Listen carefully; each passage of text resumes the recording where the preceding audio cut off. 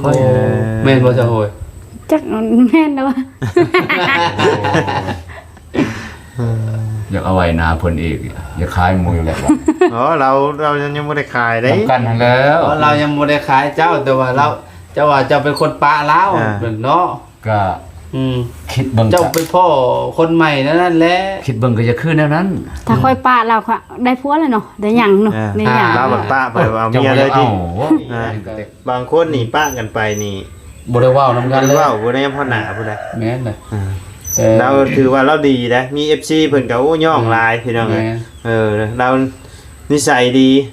นิสัยงามเพิ่นมาเนาะ FC ย่องลายนะ ถึงสิปะกันกับ สิปะยัง ก็ยัง เอิ้ บ่ น นั่น ประตูประตูมากินข้าวกินน้ำเนาะบางคนนี่โอ้เห็นหลังคาเฮือนนี่บ่จักผ่านฮอดหน้าบ้านพุ่นแหละ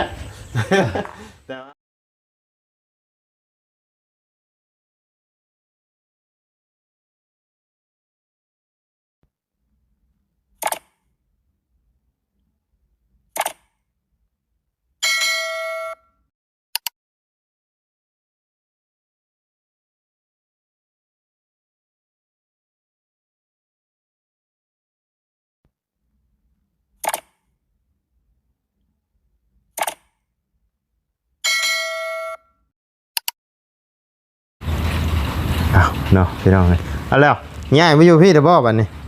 โอ้สบายดีคือ สบายดีเด้อ สบายดี ย้ายมาอยู่นี่เด้อบ่ เจ้าคันว่าง่ายก็แม่นบ่ง่ายก็แม่นเพราะว่าเฮามาเอาเมียอยู่พี่ตั้งแต่ปี2019 บ่นะย้ายมาอยู่เฮือนหลังนี้เด้อบ่ อย่างนี้ แม่น บ่ได้เฮือนเฮาพุ่นได้อันนี้เฮือนเมียเก่าได้ปะลูกให้เจ้า เจ้าคือมาอยู่นี่ค่ะ มาลินมาโหแล้วหมอนี่ มาเล่นมาหัว โอ้คนนี่บ่ให้ ยันว่า ให้นอนคดอยู่เฮือนมันสิเป็นบ่ได้นี่ อย่า จะ มา ได้แนวคิดเฮามันกับ อย่ามาย้ายมาอยู่นี่เด้อ มันแตกแต่โดนแล้วก็นอนอยู่แต่เฮือนกินข้าวแล้วนอนกินข้าวแล้วนอนบ่ไปหาลินมา นั่งตรงนี้ก็ได้นั่งกันแหละ ว่า คือมืดแท้ มืดบ่แน่มันแจ้งแล้วช่วงเอานี่แสงตะเวนเนี่ยแต่ตัวนี้มันบ่มีแสงเนี่ยขาดเพื่อนขาดเนี่ย ได้อยู่ได้อยู่ ได้บ่ เห็นบ่หน้าตาบ่แม่นเห็นแต่ขานี่บ่จักคือว่าต่ำกว่าคนยืน มันมืดตู่ แน่เอาจังได๋เบิ่งมาหาเบิ่งดูว่ามันแจ้งแจ้งบ่ แจ้งเลย เห็นอยู่บ่ เห็นเบิด พี่งวยมานิดนึงผมบ่เห็นแจ้ง ทางนั้นได้แจ้งอยู่แจนั่นก็ได้ปะ เอา จัดให้พี่น้อง จัดให้เนาะ ตามใจเจ้าภาพตามความต้องการจัดให้ถ้าเป็นไปได้ นั่งเนี่ยนี่บ่พิษบ่ บ่ผิดนะ บ่พิษบ่ บ่ได้ ได้เนาะ เฮามาแต่เพื่อเฮานั่งชุบยาอยู่นี่ตลอดเป็นไปได้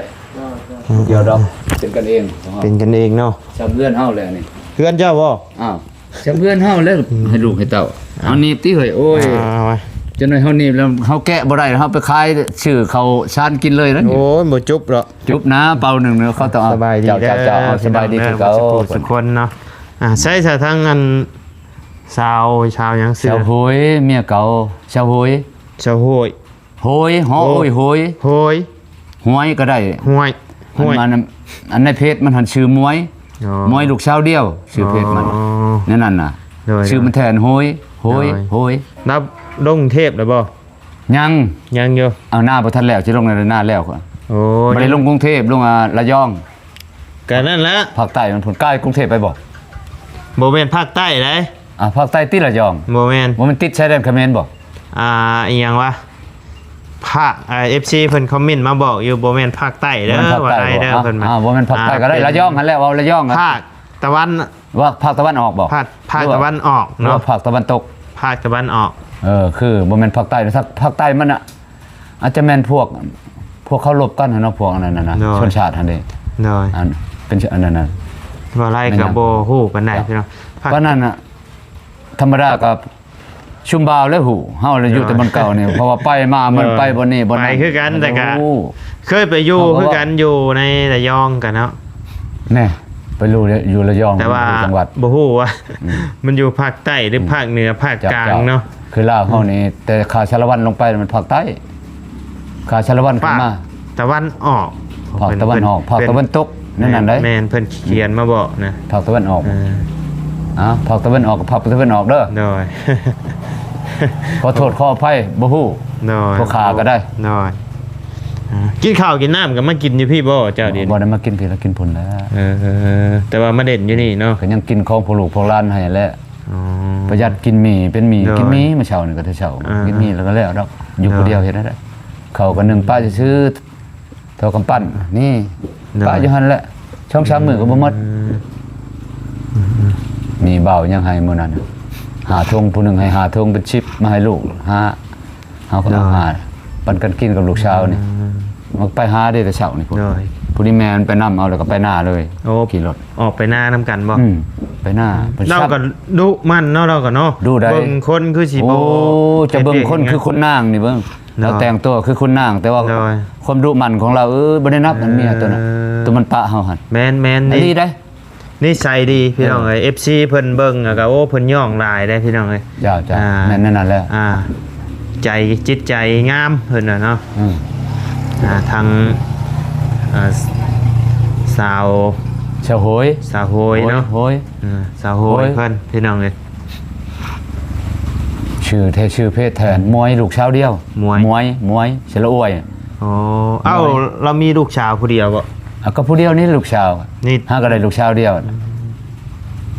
ที่เหลือ แล้ว เป็นลูกชายเบิด บ่เราจะแม่นจะเข้าใจแม่นนั่นแหละกายนั้นมีแต่ผู้ชายหมด น้องอ้ายมัน4-5-6 คน โดย ก็ถึงแล้วมันใช่หั่น แม่นนะลูกชาวเดียวเด้ ข้อยคิดว่ามันสิใช่แต่เป็นลูกน้ำพรกับบ่แม่น บ่แม่น เข้าใจนั่นนะบ่แม่นได้ ความหมาย เด้ นะ อ คือ เพราะว่ามันยังสิเอาผัวยังอันนั้นอีก โดย เออ ความหมายนะคือ ความหมายในเรือนนี่โลด ลูกสาวผู้เดียว อยู่ใน ที่เห เรื ลื อน อ นี่ เป็นผู้ชายเบิด เนาะ เนาะ ถึก คันคิดอีกมุมก็มีลูกชาวผู้เดียว เจ้าถึก ประมาณนั้นเนาะ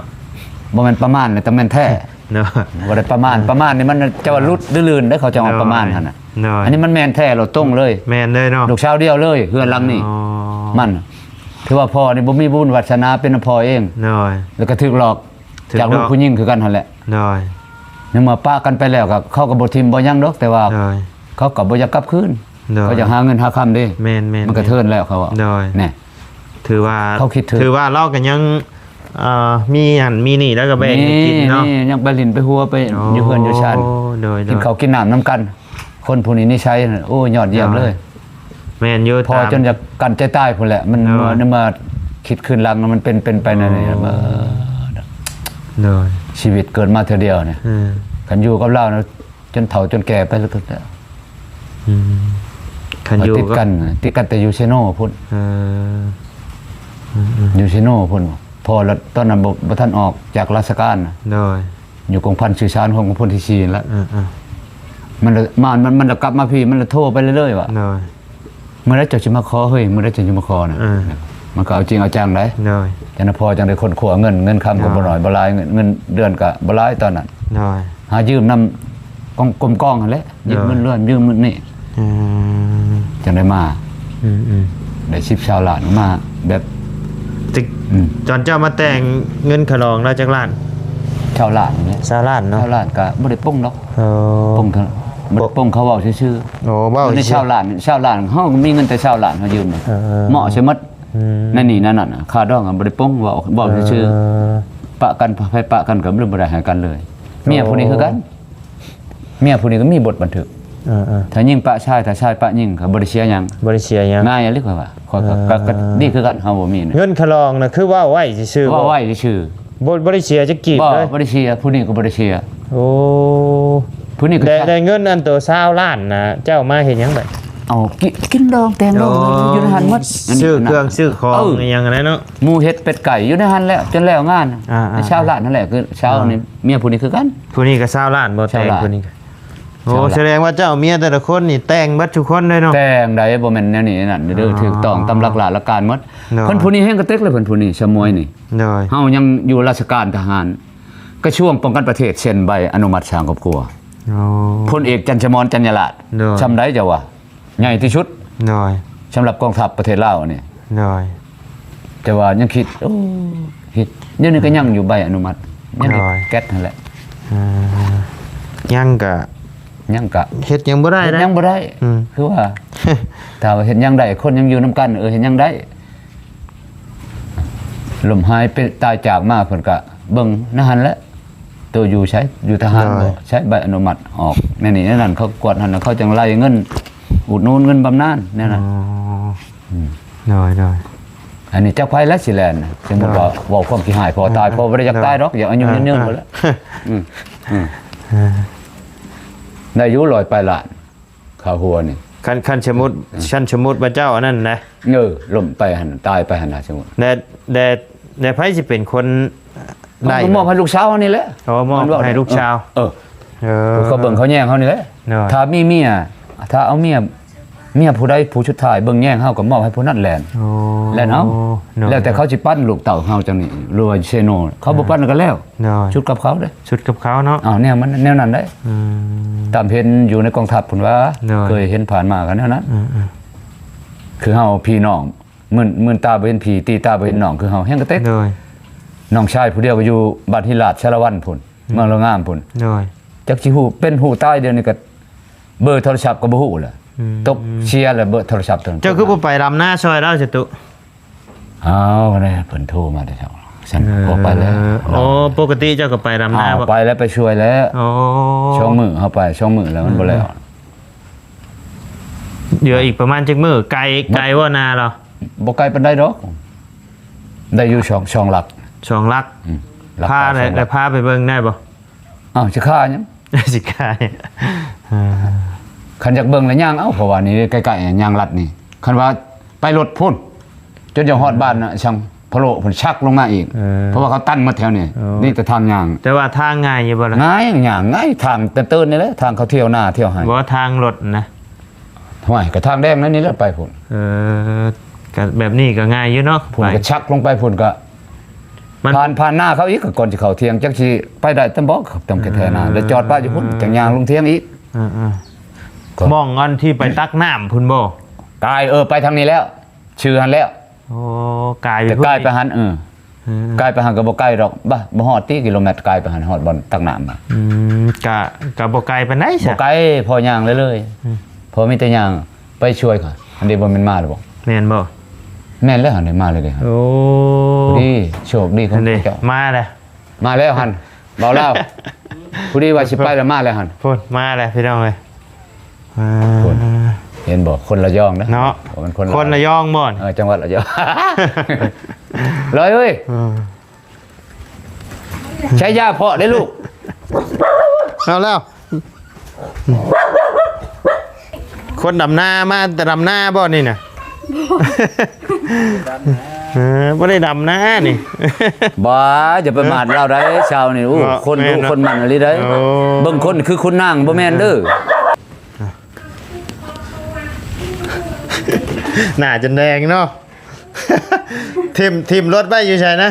ฮะ ทิมรถไว้อยู่ใช่ใช่เปล่า อยู่หน้าเท่าไหร่ ทิมไว้อยู่นะแล้วประตูแล้วไปใช้ประตูไปใช้กี่นี่ ฝนตกเลยนะเลยตก บ่ แห้ง แล้วแล้วบ่บัดนี้ ยังซ้ำตา โอ้ หน้าโคกเขาซักเอา บ่มีน้ำบ่ มีน้ำพวกมีน้ำมันแล้วที่คนจางเขามื้อนี้แม่คน จ้างเอาบ่ ตอนนั้นก็นั่นเด้ตอนนั้นจางเขามื้อนั้นน่ะ25คนมือทำบิด17คนแล้วมีน้ำคือหวานหลาน โอ้แสดงว่าหน้าเจ้าเพื่อนเจ้านี่บ่ได้อึดข้าวอึดหยังได้นี่เนาะ อึดคือกันพอคิด ก็พออยู่พอกินเนาะได้ปีละเท่าไหร่ จักน้ำเขาไม่ได้ ได้ว่าปีละ100 บ่ฮอด บ่ฮอดบ่ 60บ่เกิน70หรอก ชิปนี่เฮ็ดเพิ่มไม่ได้พอดีไปเฮ็ดนาเก่าแล้วไปเฮ็ดเขาเฮ็ดเพิ่ม เอาลูกเอาบ่แม่นโทรศัพท์กูได้ว้า เอา นั่น เฮ้ย คนลืมแล้วได้อย่าชุบเจ้าคนลืมอยู่หนา เอาแล้วว้าว ลืมเลย บ่ได้ช่างชูบได้ช่างไปเอา โอ้เอาก็พอแห้งดอกทรมานกันโพด ทรมานยังอ่ะนะ ใช้อันบัด ลืมเลย คนพี่ช่างยังหนุ่มยังหน่อยมันลืมหน้าลืมหลังหายกว่าคนเฒ่าคนแก่ ใช้ไม้มาพี่ เอาที่ เจ้าสิไปใช้ ไม่ไปใช้ก็ไปเลยเว้ย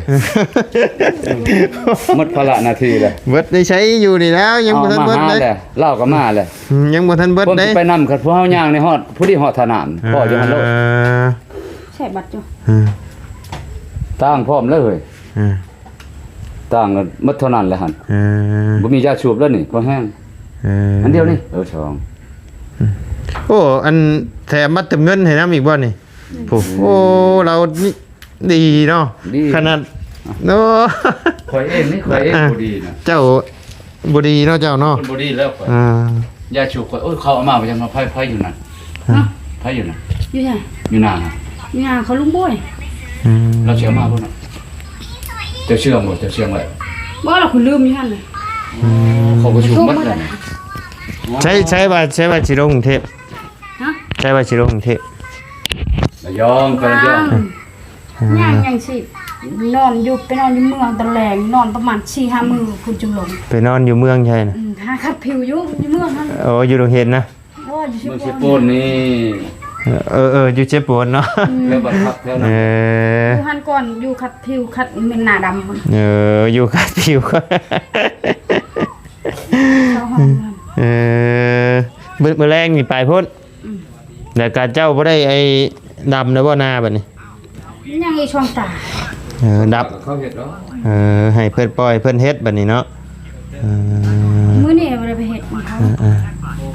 ไปกวดอันนี้หมดช่องแซน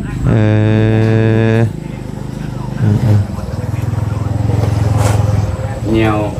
เหนียวเจ็บ เจ็บแต่เป็นนิ่ว เป็นนิ่วบ่ บ่ เป็นหยังถึงเจ็บ เป็นตุ่มเดียวนี่พอกินยาอะไรแล้วก็นั่นกินยาอะไรก็ดี หน่อย ตุ่มทางในพุ่น จั เนาะ กคนจะมาเนี่ย 3 ใส่พนึง ไปเฮือนในสาวนางเพิ่นอยู่น่ะ ก็ไผ ผู้เดียวด้านนี้ 3คนก็ไผ นี่1 ช่อง เบาไล่ 2พุ่น เบาไล่เบาช่างอยู่นะ บ่าวตูน อ่า บ่าวมามื้อนั้นเด้มานำกันมื้อนั้น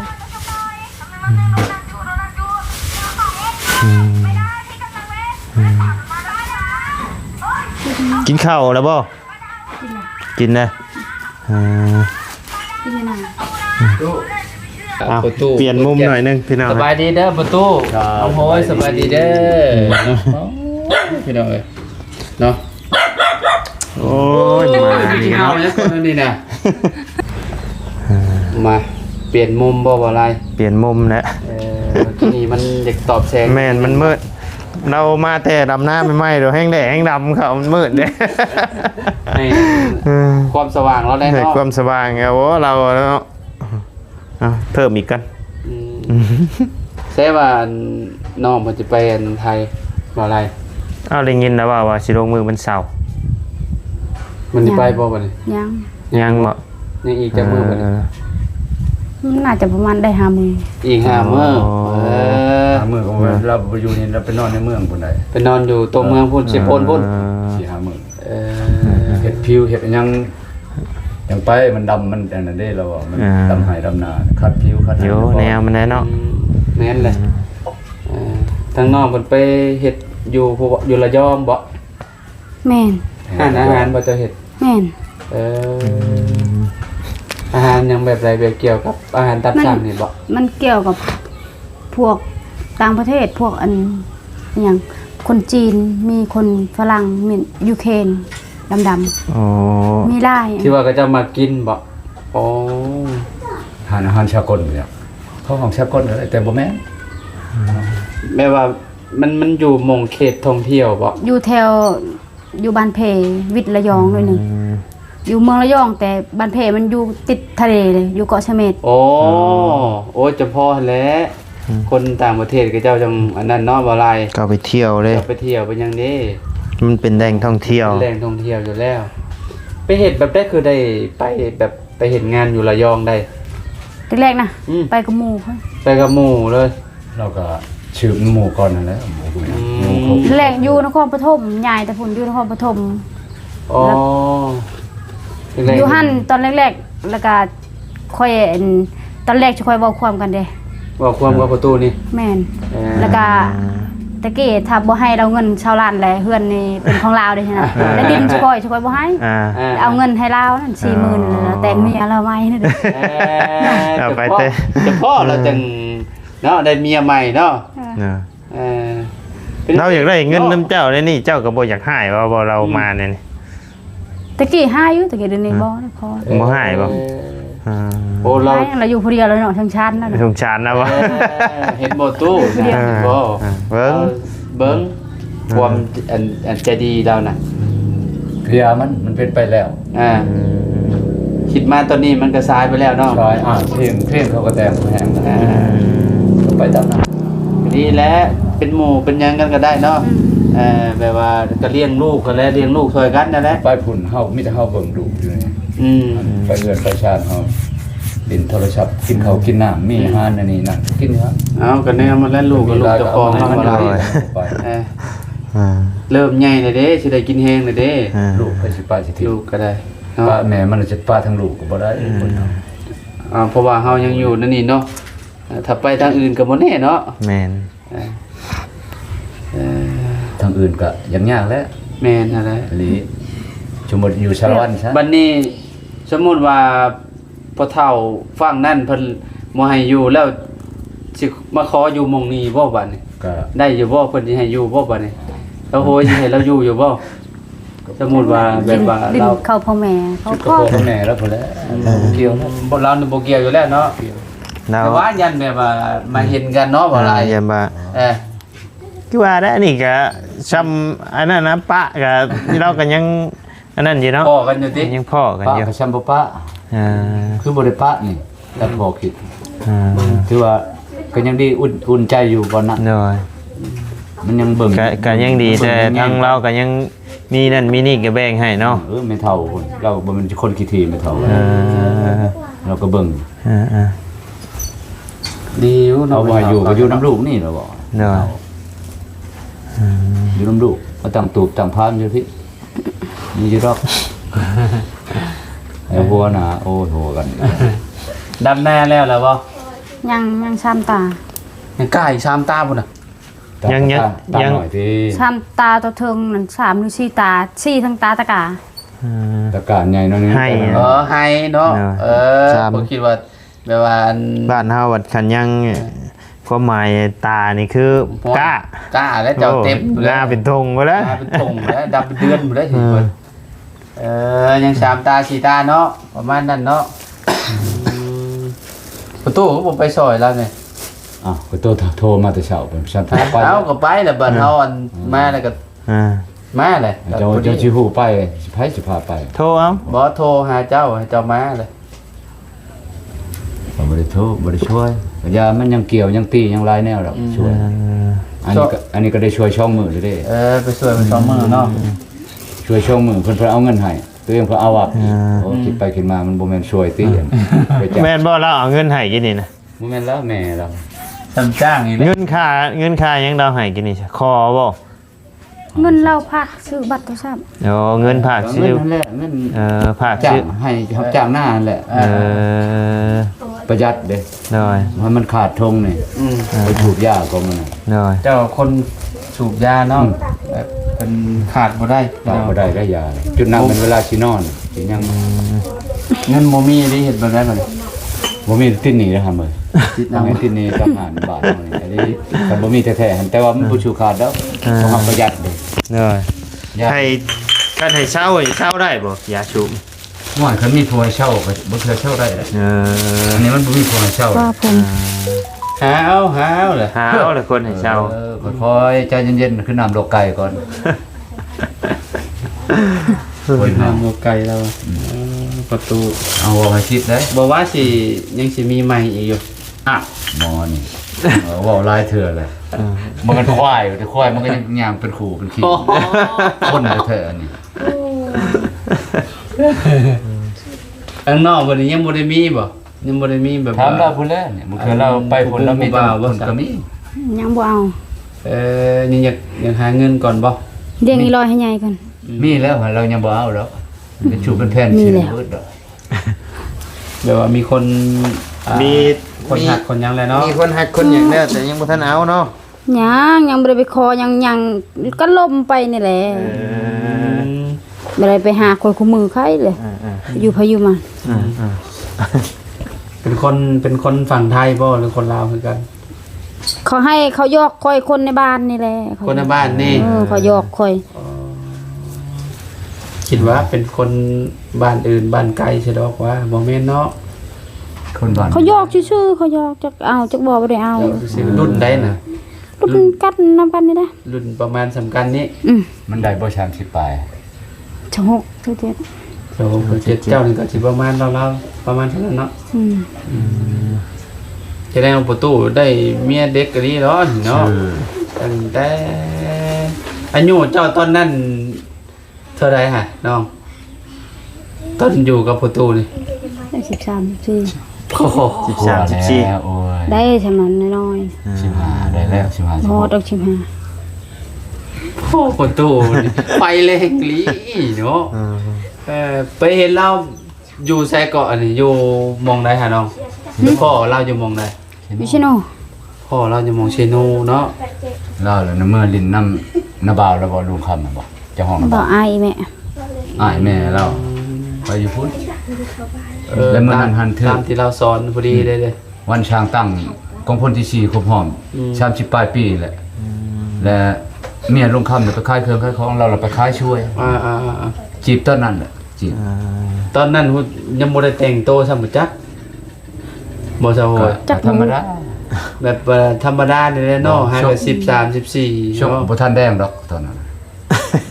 จำบ่ได้แต่งเลย แม่นแหละคน14 15ปีมันก็ธรรมดาแล้ว น้อง เนาะ ก็เว้าเล่นเว้าหยอกกันซื้อบ่คิดว่าสิได้ดอก โดย และมันก็เป็นไปแล้ว ใส่นิ่งใส่เน้นคือว่าแล้วเนาะ เป็นไปแล้วพัดมีแนวจองออกอีก อ๋อ เฮาก็บ่ได้อยากปะอีก คือปะใช่ อ้าวมันมีแนวมันเป็นไปแล้วเวรกรรมของใครของมันอันจะพูดนะโอ้ควันโง่ย อ่า ก็ตึก เจ้าน่ะเจ้าบ่เป็นคนปะเหรอ เออ โอ้แม่นบ่ซะโหย จักแม่นแล้ว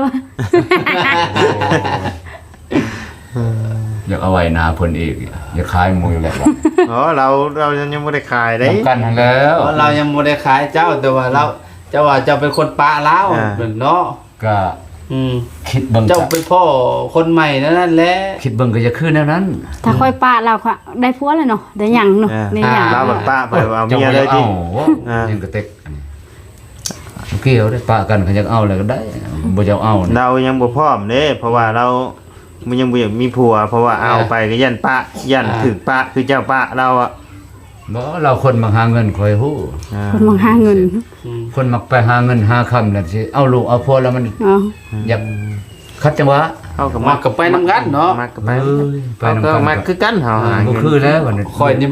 นี่มากเลยมันมักคนหาเงินคือกันเนี่ย ลูกอยู่พี่ บ่มีเงินใช้ยัง อ้า บ่ วลูกกับป้าให้ผู้เฒ่าไม่เฒ่าเลี้ยงก็ได้เฮามีเงินเฮาก็ฝากมาก็ได้สิอย่างหยัง ไปคู่มือนี่ก็ยอดเงินได้นี่เอาเว้าแท้จากใจเลยเนี่ยคนเฮาคุมื้อนี้มันต้อง ลูกชายบอกว่าเข้าใจแล้ว คนเฮ็ดเวียกอันใดมันก็ต้อง แม่น เพื่อเงินเชียอย่าง แม่นแม่น ไปใช้คันบ่มีลุงกระชอนไปใช้บ่ได้ดอก แม่ บ่ น ว่า แท้100% คือเจ้าอยากสูบยาแล้วเจ้าบ่มีเจ้า นี่ ยังได้ คือ ไป ว่า เซ็น นี่เฮาก็มาฝากเจ้านี่เด้เฮาซื้อมาฝากเจ้าเอาซะ อ้าวขอบใจหลายเด้อ เติมบ่แรงนี่เนาะอันนี้เอาให้ลูกสาวเจ้าเอาเด้อ เอานี่น้ำนี่เอา ของเบาไล่นี่ของเบาไล่เอาไว้ ชาวจะกินบ่แรงเนาะ ไว้ให้ลูกสาว แหมมันจะกินได้ กินน้ำกันแล้วเนาะ กินกันแล้วหิว เนาะ เนาะ กินเพิ่นบ่ได้กินเบิดได้นี่พี่น้องเพิ่น หม กิ ด น แล้ว ครึ่ ประ ง หยัด นึง หันยังกดหนึง แม่นบ่ ให้มัน ปอยังบ่ได้เบิดอยู่บ่ บ่เฮามาแต่เมื่อยเฮากอกบัดนึงเฮาอัดปลา มีแฮง โอ้เปิดเลยกินให้เบิดแล้ว โอ้คนกินบ่ได้นั่นบ่มันก็ยากแล้วหมอนี่มันก็บ่กลุ่มดนแหละ เรียบร้อยขวดเดียว มีแห้งแล้วประหยัดกิน มีแห้งประหยัดกินได้เฮ้ยกินในนั้นมันก็เหลือแล้วแบบนั้น เรากิน ชูกำลังเลย เรากินเท่าละหน่อย กลืนเอือกวันหนึงแล้วมันก็มีแห้งโยบแล้ว มันบ่ อัดไว้ บู ก่อ ด น บ่ฮะ บ่บูดบ่บูดบ่บูด จัง เปิด ว่า ทาง มันก็สิบูดแล้วเนาะ บ่บูด แต่เฮาเอาเข้าตู้เย็นนะเฮาเอาออกมาก็ยังบูดได้ กินมันก็ยังคือเก่าอยู่ดมเบิ่งมันสิบูดแบบได้มันบูดบ่ได้เหม็นได้น้อยไปช่างยังเก่งช่องมือก็หมดบ่ทันบูดดอกขวด แม่นความเจ้าซะ พากันกินข้าวกินหยังล่ะบ่สองคน ฮะพอนี่บ่อยากได้ของบ่เกี่ยวนะ อ๋อ มันมีทงนึงเลยก็แล้วคิดเลยอิ่มไปเลย จ้างคนบ่นำ 3โมงอย่างนี้เนาะ มื้อนี้8คน 8คนวันเท่าใดจ้างอยู่ทางพี่ มื้อนึงเส้นชาม เชิญทางที่ 30 ก็พอๆกันแหละได้กันเนาะ มื้อตอนฝนตกนั่น25คนนับเฮือนเจ้าของได้ได้16 7 เอาหน้าเจ้า มื้อนั้นก็ หลายขนาดนั้นบ่ก็ว่าจ้างคน26 27ยังบ่แล้ว พูดเฮ็ดผู้เดียวนี่เฮ็ดในเฮือนช่วยบ่แล้วดอกยังเนาะท่านเนาะ ก็บ่ร้อยปานใด ก็หลายอยู่ มันเฮาลักษณะมันจะเฮ็ดยาก บ่มีคนเฮ็ด มันบ่มีคนเฮ็ดแน่ ปีหนึ่งได้ ไทย เด็กสอบ ได้70 เอารถ ปีนี้เพิ่ม รถไทยนี่จ้างเพิ่นอีกบ่ บ่รถไทยนี่ก็ รถไทยเอง เจ้าของหน้าเอาให้เฮ็ด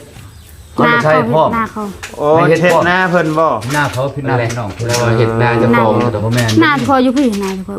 บนทางไปบ้านเนี่ย ฉันบ่ได้ทางเลยมีหน้าบ่ได้ทางดินบ่อนมันเป็นหน้า บุกเบิกเอาแหละมีเงิน เบิ่งอันนี้มีคนให้เฮ็ด ดุด เพราะ โอ้ ว่าย สบายเดี๋ยวนี้น่ะเฮ็ดให้ใหญ่เดี๋ยวหยอดเอาเลย เพิ่นอยากให้ ท่าน รักษา สมัย ใหม่ดูมายังเพิ่นแน่แคมหน้าเด้ ใช่ ก็เพิ่นให้เฮ็ดเนี่ยเอารถไทยมาให้ก็เฮ็ด นานี่เฮ็ดตั้งแต่หลายปีแล้วกว่าชาวปี เจ้าของเพิ่นอยู่บ้านนี่ เช่า บ่ เลยเด้อยู่ตลาดในบ่อนนี่ เออคิดว่าคิดว่าหน้าเจ้าของบ่แม่นเนาะ น่าจะคล้องแท้ๆบ่ได้เฮ็ด ส่วนบุกเบิกชำนาญเฮ็ดอะไรยังเป็นป่าเป็นดง บุกเบิกจัก2-3ไห้นี่ก็โอเคแล้วหยอดเอาหรือว่าหวานเอาก็ได้แหละเขาอย่างเงี้ยพี่น้องเอ้ยเนาะ เกียมแล้วจังนั้นก็เฮ็ดแล้วได้ลูกเคยนมเลยเด้ ใช้ลูกเคยนุ่ม อ้าวแพนเพิ่นอันน่ะขอเพิ่นแต่งนะครับ เว้าอยู่เอ้ยเองใช่ได้เลย อ๋อ แล้ว อันนี้ได้ทำเว้ย คนยังบ่พร้อมเนาะ คิดได้นี่เนาะคิด บ่ ห ได้ น่อย คิดจักดี คิดหน่อยอกหน่อยใจบ่ตุ เรื่องผ่านไปแล้วก็ให้มันผ่านไป นะเว้าเนาะเว้าคือยังไง อย่าให้มันทวนขึ้นมา นั่นนะเว้าคือเว้าใช่เราหั่นนะเว้าบ่อยากให้เราเอาไปจักกันนี่บ่ โอ้ยพระสิห้ามได้ห้ามใจไผได้เว้ยของกินอยู่นำผู้มัก เขากินอยู่ บ่ กับ มีไผห้ามได้เขาอยากจำแจวก็บ่มีไผห้ามได้ อย่าจะเอาลาบเอาก้อยมาแล้วเขาจำแต่แจวก็ห้ามบ่ได้เอ้านี่ลาบมีก้อยจะไปกินหยังแจวหั่นก็ห้ามบ่เว้าข่อยก็บ่อยู่ข่อยก็กิน อันนี้แหละคะแนนว่าแบบคะแนนมันบ่อันนั้นเลยเนาะ แนวมันนะ อันก็อยู่ ก็ยังดีนะ ก็ บางคนนี่ป้ากันไปนี่ บ่ได้เว้านำกันเลย เว้าบ่ได้พ่อหน้าผู้ใด แม่นเลย เราถือว่าเราดีนะมี FC เพิ่นก็โอ้ย่องหลายพี่น้องเรานิสัยดีนิสัยงามเพิ่นมาเนาะ FC ย่องหลายนะ ถึงสิปะกันกับ สิปะยัง ตู้ก็ยัง เอิ้ บ่ น นั่น เขา ติ ต้องประตูมากินข้าวกินน้ำเนาะบางคนนี่โอ้เห็นหลังคาเฮือนนี่บ่อยากผ่านฮอดหน้าบ้านพุ่นแหละ แต่ว่าถือยอมรับนะน้ำใจแล้วถือว่าโอเค คำบอกเทื่อวัยรุ่นเอากันก็ยันเป็นแนวนั้นอันนี้พ่อบ่คิดแนวนั้นได้ก่อนป้ากันก็เป็นพี่น้องกัน บ่เร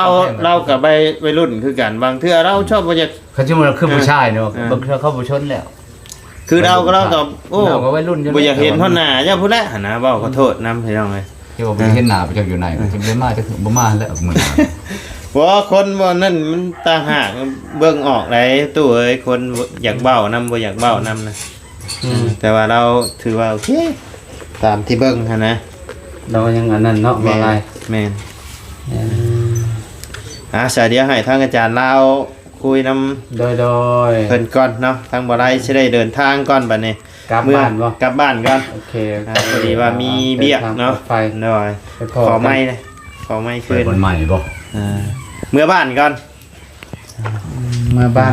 บ่ ได้ เดินทางมาบ้าน เนาะ พักชิโป้นน่ะบ่มี